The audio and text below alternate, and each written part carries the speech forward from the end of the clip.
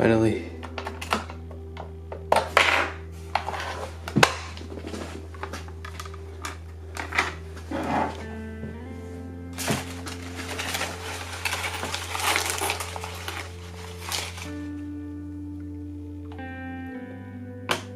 It's time.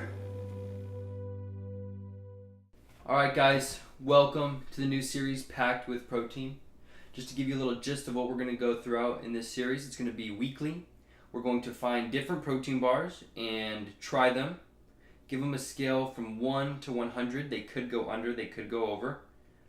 Just to give you a little basis around what we're going to be grading them on. It'll go taste for 25 points, texture for 25 points, grams of protein content, and the price of the bar.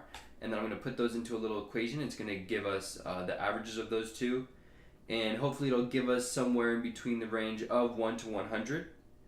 From there we'll decide which bars are better, tasting, texture-wise, and then also which one is the best deal for your money, because we're all trying to save a couple bucks out here.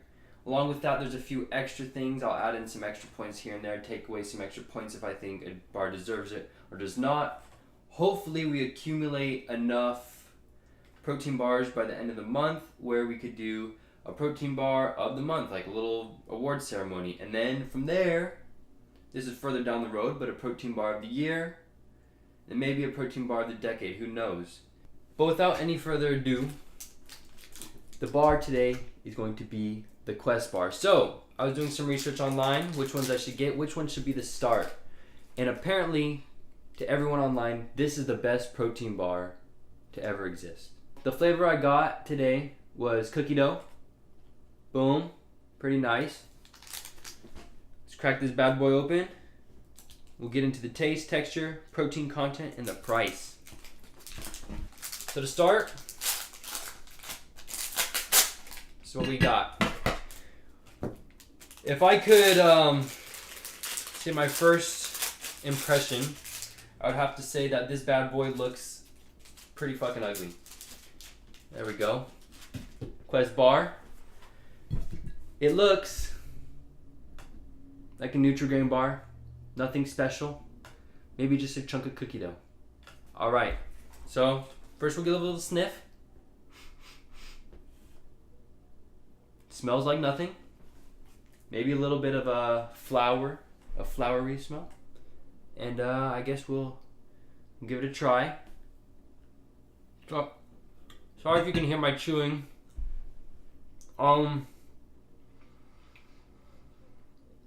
Yeah, so first thoughts, it's not very strong in any aspects. It feels kind of like I'm chewing on Play-Doh, but like a hard Play-Doh.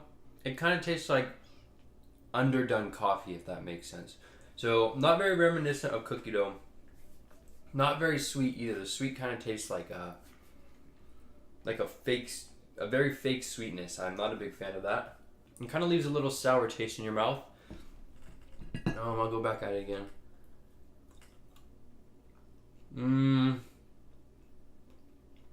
If this is the best protein bar, that's a sour protein bar, I'm not gonna lie.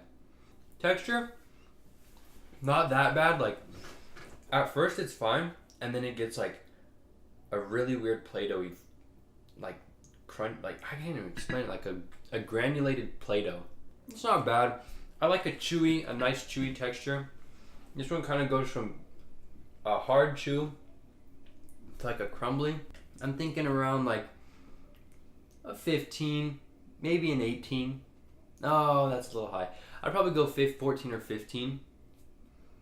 And then, so when I bought this, it was $2.89. And so when I buy the items, I'm going to go strictly off of the price without any sales. Okay, because not everyone's gonna have the sales. So I got this for $2.89, and the grams of protein in this bar, right there, I can focus, 21 grams of protein.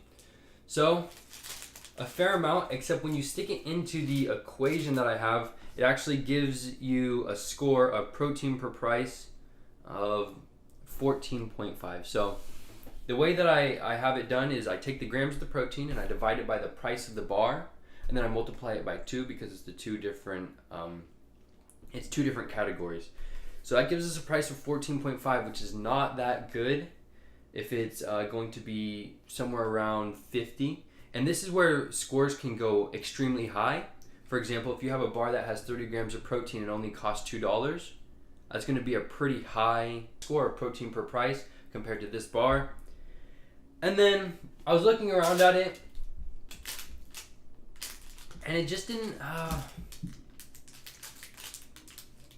It looks healthy. Nothing stands out to me where anything's unhealthy.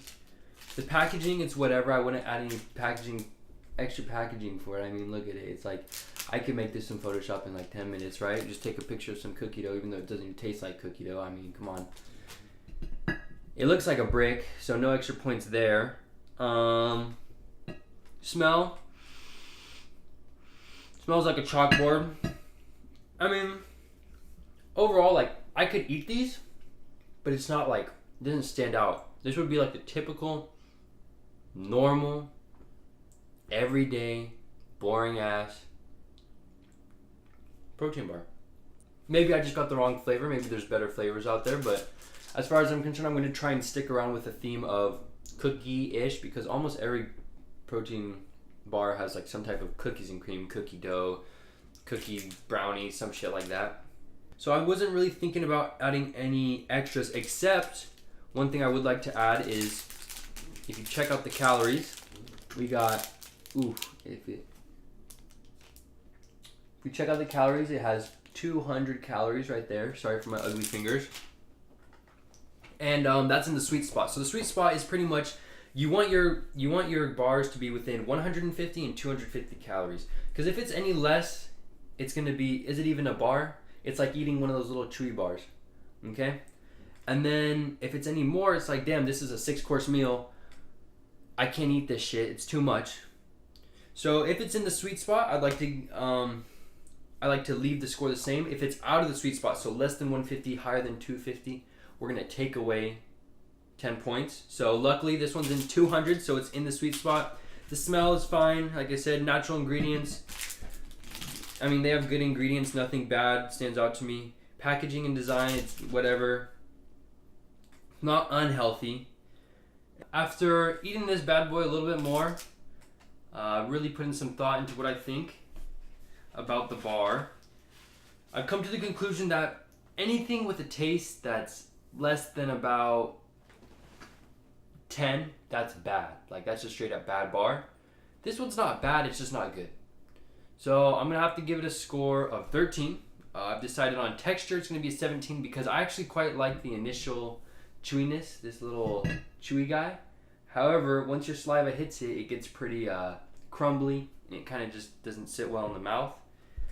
And then for the protein per dollar content, like I said, we take the grams of protein divided by the price, which was $2.89, and then we multiply it by 2.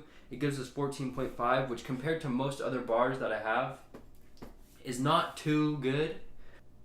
And then in terms of any extras, the sweet spot, it's in the sweet spot, so it's not going to get deducted. The smell is whatever.